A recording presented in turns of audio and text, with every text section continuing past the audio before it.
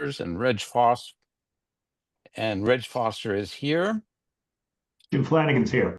Janice Bennett's here.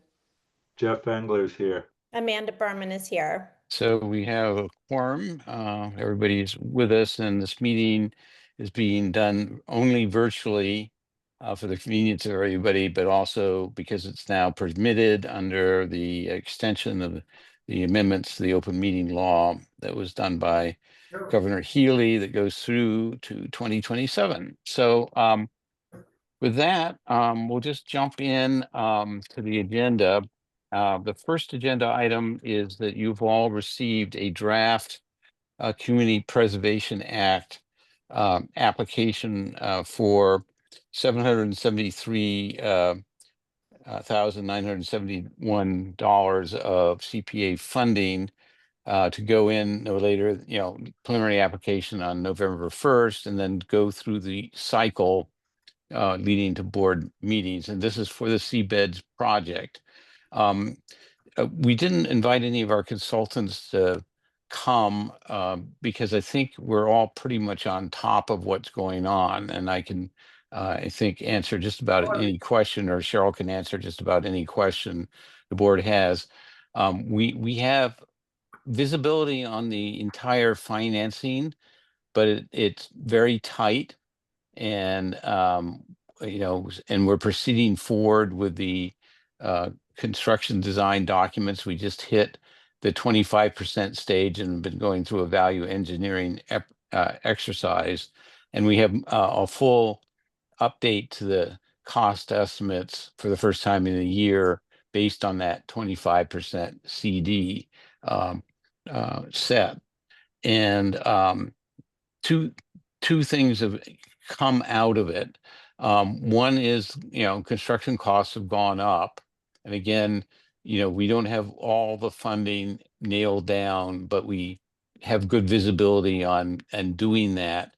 But we're still very close from a margin of error variability point of view.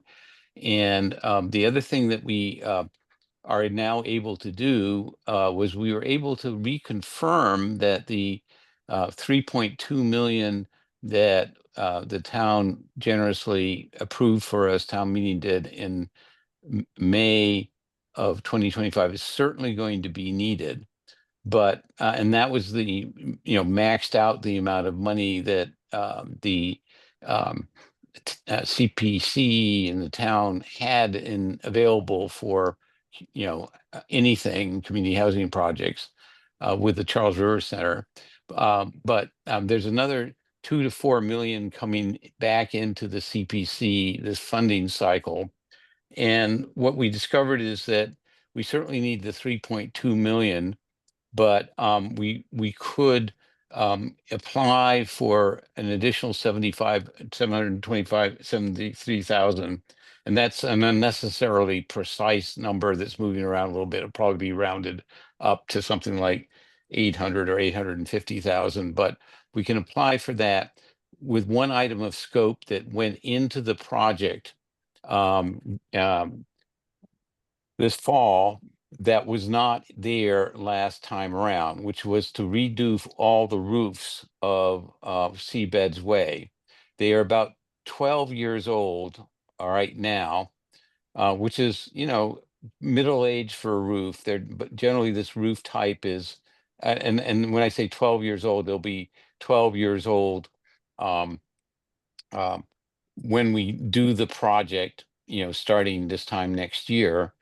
But we are also hopefully intending to put solar panels on top of them, and they certainly aren't going to last for the next 20 years. And the average lifetime in this climate of the roofs of this construction is 15 years, which means it probably could last 20 years, but pretty much every 15 years you got to do the roofs over in that where we live here. Given the tightness of funding and given the availability of additional funding from the town, and when I say tightness of funding from all other funding sources, the recommendation from our development consultant CHA was that we put an application in now This is an application that probably will read exactly the same way it does in your, that you've received. The number may change around a little bit more between now and Friday when it's due. And then we will then be doing 50% CDs and 100% CDs going through the end of this year and into early 2021. And we will update the amount requested, with the CPC before they actually start their process, which will start in the, first or second week of January, to kind of do a deep dive into the request and the reasons for it. So in order to submit a funding application of this type to the town, it requires a board approval. And that's the nature of the agenda item this afternoon, and why we're having a special meeting, because we can't wait till our regular November meeting. So given all that, are there any questions or thoughts from any of the board members? No. I say go do not- forward. Hearing none, I'm going to make a motion and call for the vote. I move that the Needham Housing Authority Board of Commissioners approve the preliminary application they've reviewed for approximately $800,000 of CPA funding, as it will be fine-tuned between now and the end of the week. And do I hear a second? Second, And that's approved for submission to the CPC.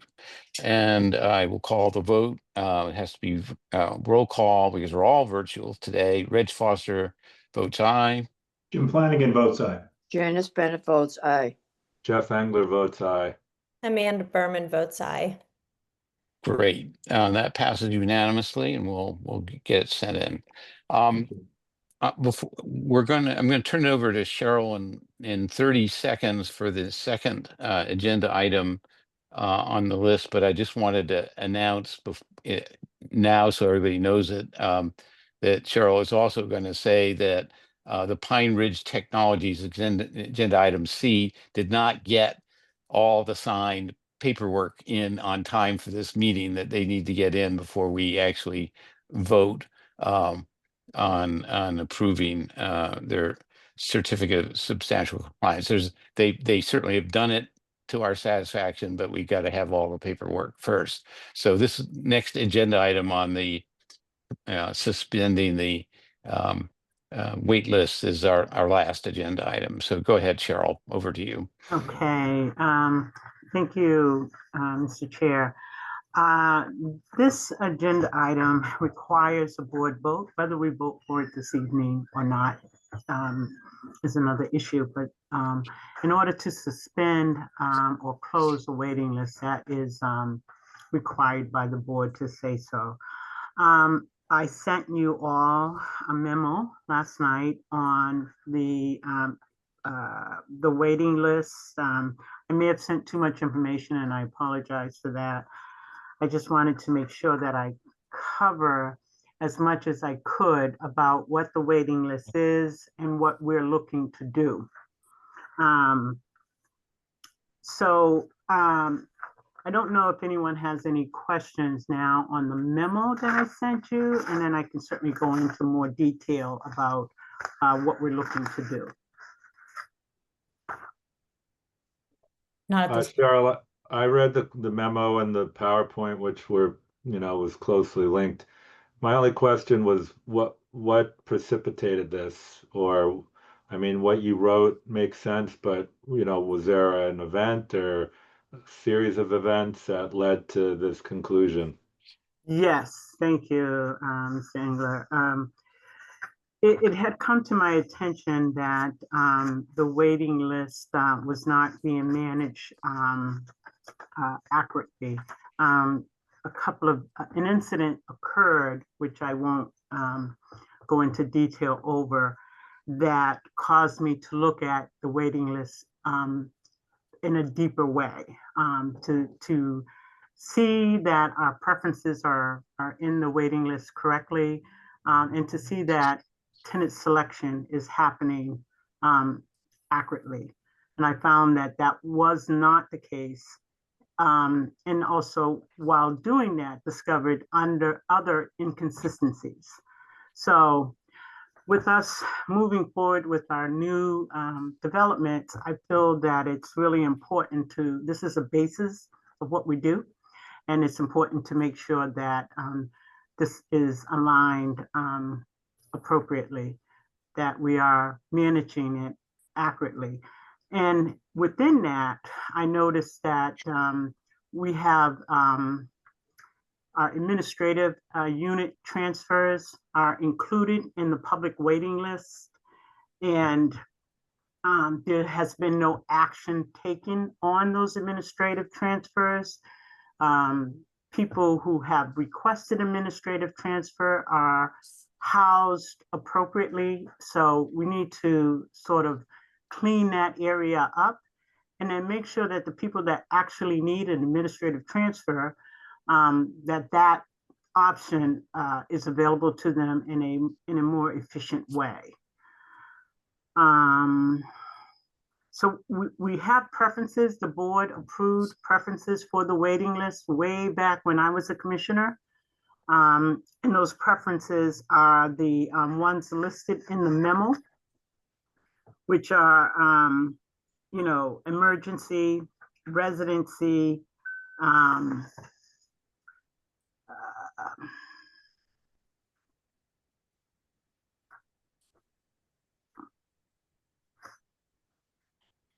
I don't have that in front of me. Resident applicants with at least one adult who's employed in the town, and domestic violence.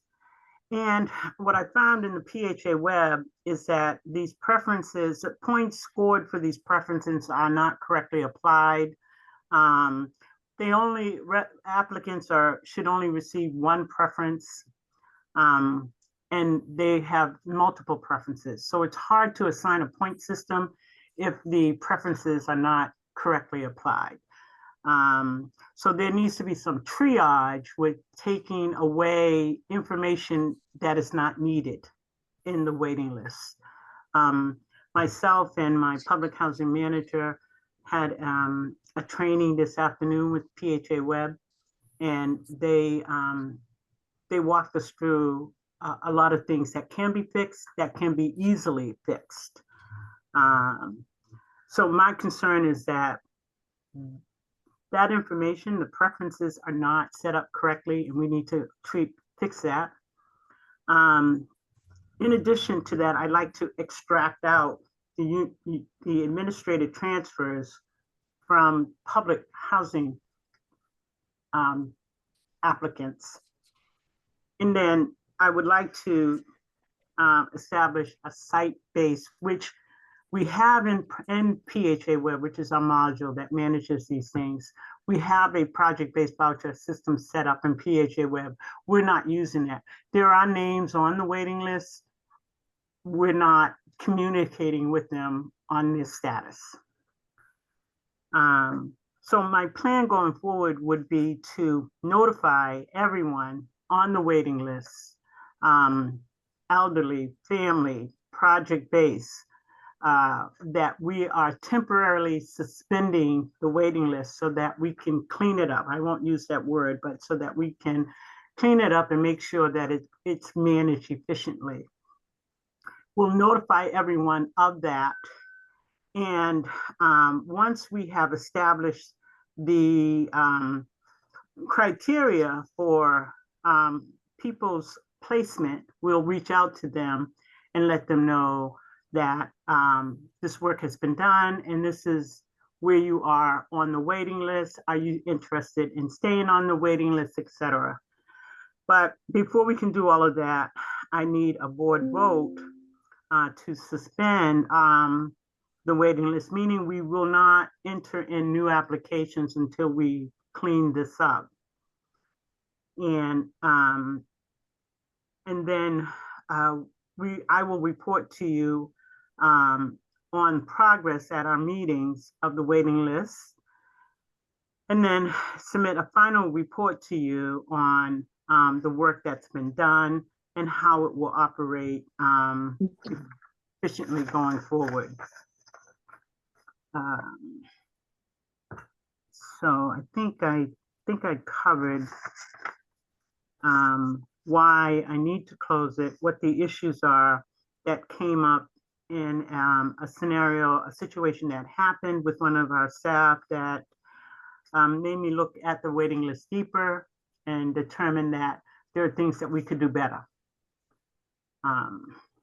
And with the upcoming Seabeds Way development project, we need to give people an opportunity to be on a waiting list for that project. I mean, this is what I'm thinking. You may think something different, but I think that I would like to have a separate waiting list for our site-based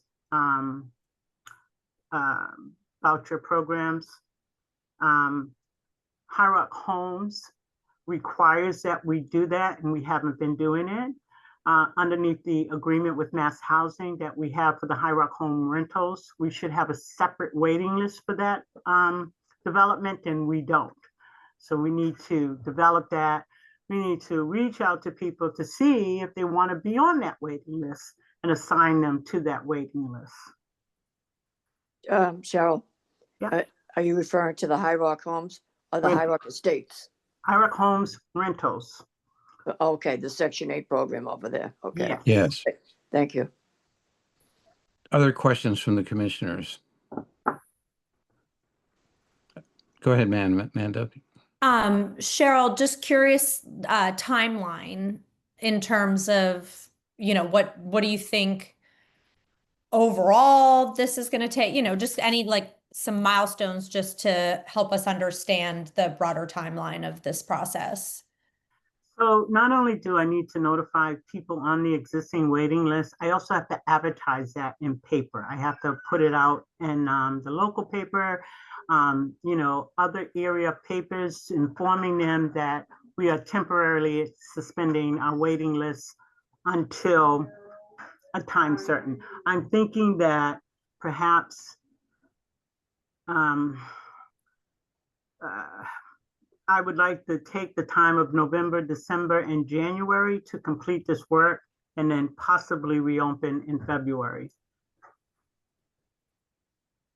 Other questions?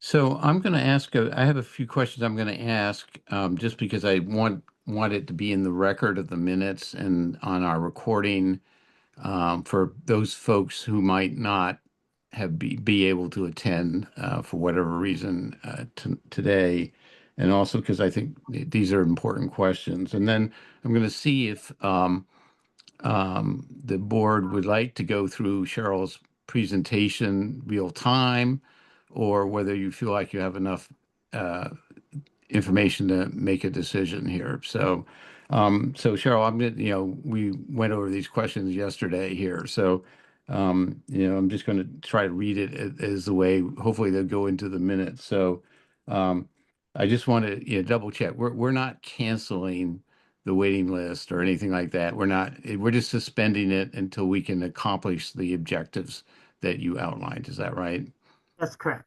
And secondly, nobody currently on the waiting list, and we have in the memo actually quite interesting information on how many dozens and hundreds of people are on each one of the waiting lists. Nobody's going to lose their place in line while we do this, right? When we go back up in, say, February, they'll still have their place in line. Is that right? Correct. All right. And then looking at it from the perspective of possible new applicants who might not be able to submit a request to be put on the waiting list during this period of time, maybe they're a little bit inconvenienced, but we can basically put information on the website saying, that tells them that this time period is happening, but they can check back, in a month or two or three, whatever, so that while there may be a little bit inconvenience, they're basically informed as to what's going on. Is that right? That's correct. Okay, and then it's, there's no, we're not going away. We've been here for 75 years, so stay tuned, And then it's sort of going along with it. Any of those new applicants aren't going to lose, if they decide, let's say in February, to put themselves back on the list, they are still got months, most probably years, to wait to get up to the top of the list. So it's not like there's something that's going away right away that they are going to miss out on. Is that right? That's correct. I mean, the new applicants who, right now, when new applicants come in, we date stamp those applications. So they have not been entered into the system. We have a date of when we receive the application. Right. And when we resume activity, they will be entered in on the date they submitted their application. Okay. And nobody's coming off the list, so we're not taking one off the list. And then I just repeating what I think you said clearly, regardless of any objectives of sort of cleaning things up or rationalizing or looking at preferences, that are sort of a policy thing that we want to do, or a cleanup thing, you need to do this anyway sometime soon, because we have the seabed project happening, hopefully, knock on wood, within a year. And we need to disentangle Seabed's Way from our other two parts of our federal public housing program, which is High Rock Estates and Captain Robert Cook. And so there's, we have to do this, even if that was the only reason. And then number 5 is this. You said this, I think, clearly, that it's federal, but I'm going to ask you again. This does not affect anybody who's applying for state subsidized public housing from us, or our 152 units at Linden Street and Chambers Street. That's all done through a separate, actually, it's a statewide, as you put it in your memo, waiting list program that's run by HLC, that for the benefit of all the 230 housing authorities in Massachusetts. That isn't affected by this whatsoever at this point in time. Right. Our senior state public housing manager, Blair Fetzer, manages that waiting list, and she does a phenomenal job. Yeah. And it's not a phenomenal job. I'm just wanting to Does a say, phenomenal no, job. anybody, people can still put those applications in. That's not That's not correct. being suspended. That's Okay. correct. Yeah. All right. There's no So, issues with that of course, process. she's doing a phenomenal job too. No, So that's great as well. And lastly, obviously this is a fairly quick consideration the board is giving of the materials that you have passed out in advance of this meeting. But so if anybody's uncomfortable making the decision today, then we can certainly wait until November 19th. Is that right? Although that just means you're going to get started 3 and 4 weeks later on doing something we have to do anyway. Is that right? Right, exactly right. Okay. As I said, we took training today. It's not as difficult as I thought it would be, but it's still in your court. I mean, if you decide after our doing our work that you don't want the separate waiting list for Seabed's Way, or I think with the site with High Rock Homes, we have to have that. That's part of the agreement with Mass Housing. But this would be new for Seabed's Way. And I thought, well, if we have it for High Rock Homes, we should have it for Seabed's Way as well. Yeah, to be figured out. So, okay, Amanda, those are my questions. And you got a hand up, Amanda? Yeah, apologies, Cheryl, if you already said this. So when you reach out to everybody and ask if they still want to be on the waiting list, what are you asking back from them to keep them on the waiting list? Yeah, so if once the waiting list reopens, we will let people know that the waiting list has reopened. you know, where they are, their number, which we'll include that in our communication, our initial communication to them. What number they are on the waiting list, we're temporarily suspending it. Then we'll open it up and we'll say, we've opened it. This is your number. As you remember, we told you back when. And would you, we will then go through the process of, it's a purge process that the receptionist sends to applicants after a certain period of time. I think it's done annually. She sends out a letter to them asking them if they still want to be on the waiting list and to provide certain information.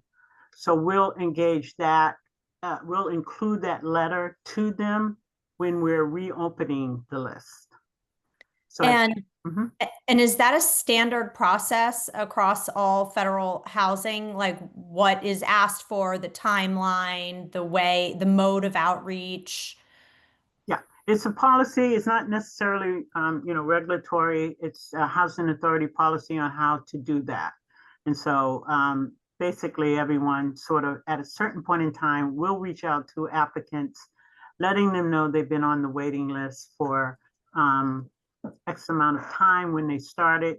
Are they still interested in being on the waiting list? So just a little fun fact, I was on the waiting list for 10 years before I was actually chosen to come to Needham Housing Authority. So, each Well, I'm very glad you're a very persistent person here is all I can say at this each point. time they reached out to me, I was housed. I had a house. I wasn't in an emergency situation, but I filled out that information and sent it back to them. And that was 4 times before I was finally housed. So,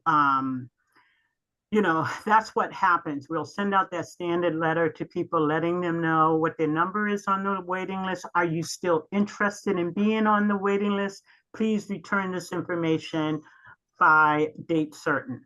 That information will be on the letter. And we'll update the file saying that they've gotten back to us and they still want to stay on the waiting list.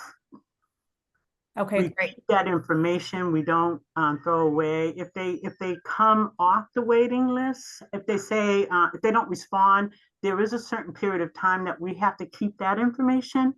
And that is regulatory, but how you reach out to applicants on their intention, their desire to stay on the waiting list is sort of a policy issue.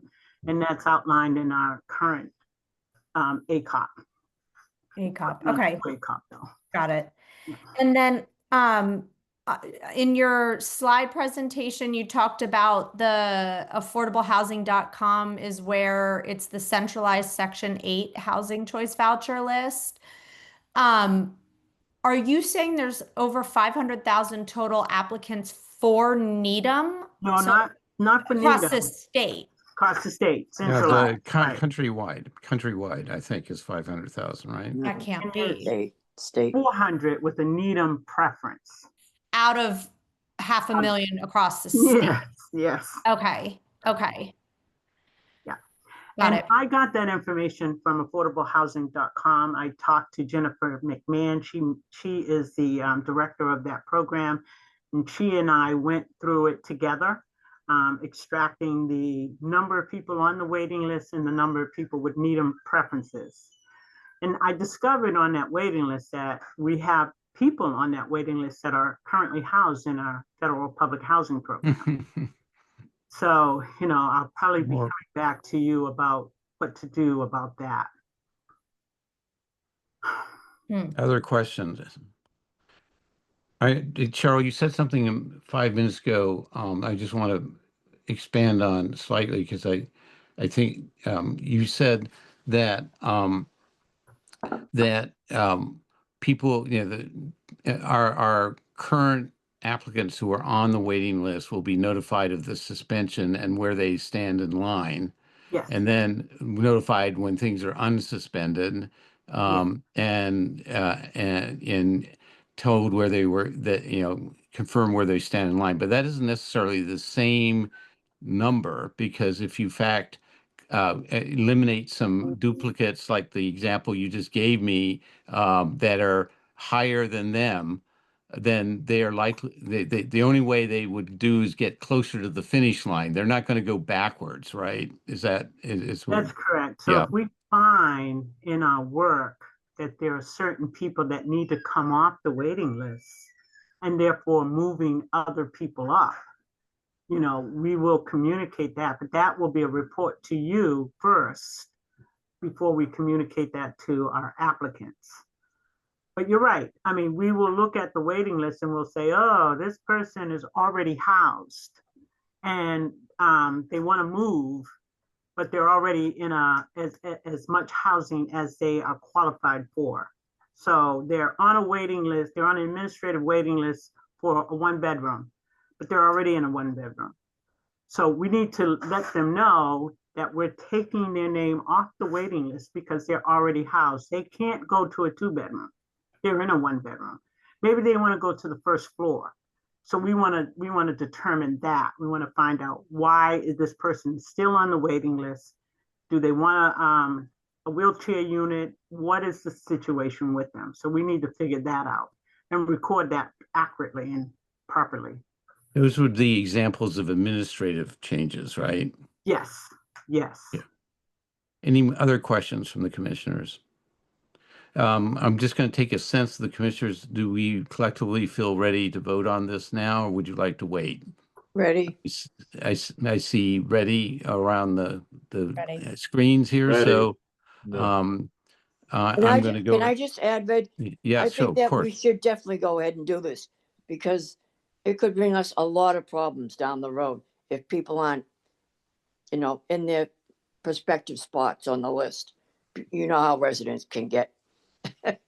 Just Well, saying. and applicants, sure, of course. Yep. So I have a question that doesn't affect the vote, but is in line go with ahead. numbers. Okay.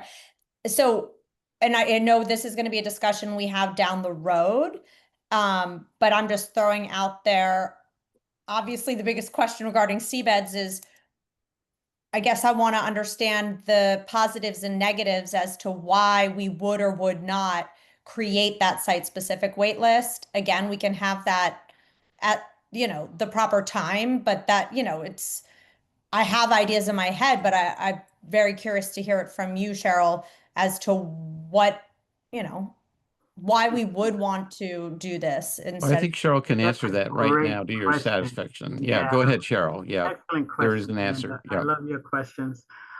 So the Seabeds Way project is going to be under a Section 8 program, and that's a different administrative plan than our public housing program.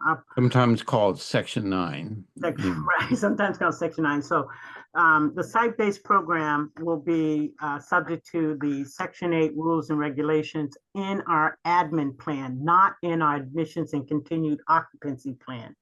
That is for our public housing residents, federal public housing residents, actually. And so that's the main difference there. There are now two distinct different animals in terms of how we manage their participation in the program. We will hold them accountable to some of the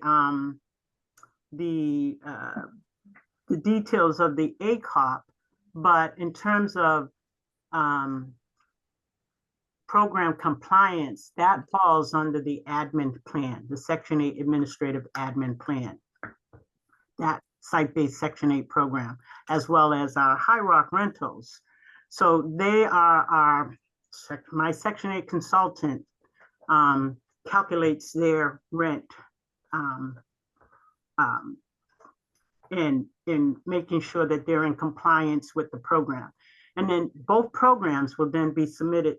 HUD will review both programs under the Section 8 administrator of the CMAP guidance, where that's reviewed biannually. So it's a big change. It really is a big change. And I feel that we have to account for that I think it's best to do it that way, as opposed to not doing it at all, and then have to go back and fix it.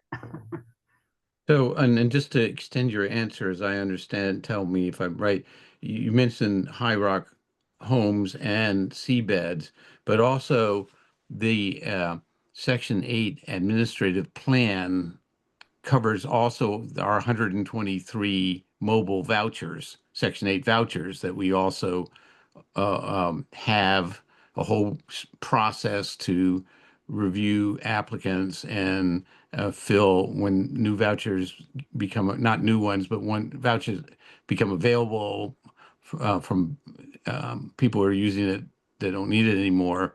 That is in that same pot of waiting list, so to speak. Is that right? Yeah. Okay. Any other questions or comments? Okay, I'm going to call for the vote, and I will make a motion that we approve our executive director's recommendation to suspend the federal public housing and Section 8 waiting lists. I think we're doing both for the purposes that have been presented in this meeting. And do I hear a second? Second, Second from Janice. Any further discussion? Hearing none, I will call for the vote. Reg Foster votes aye. Jim Flanagan votes aye. Janice Bennett votes aye. Jeff Fengler votes aye. Amanda Berman votes aye. Good. I think we are at the end of the agenda. So I will entertain a motion to adjourn. I move to adjourn. Second, Motion by Mr. Flanagan and second by Ms. Bennett. Hearing no further discussion, I will call for the vote. Reg Foster votes aye. Jim Flanagan votes aye. Janice Bennett votes aye. Jeff Fengler votes aye. Amanda Berman votes aye. And thank you, everybody. Have a nice You all. day. See you You as next well. Thank next you. Wednesday, the 19th. Thank you, Cheryl. In Thanks, Linden Cheryl. Yeah. Street. So much. Thank you. Bye. Bye-bye.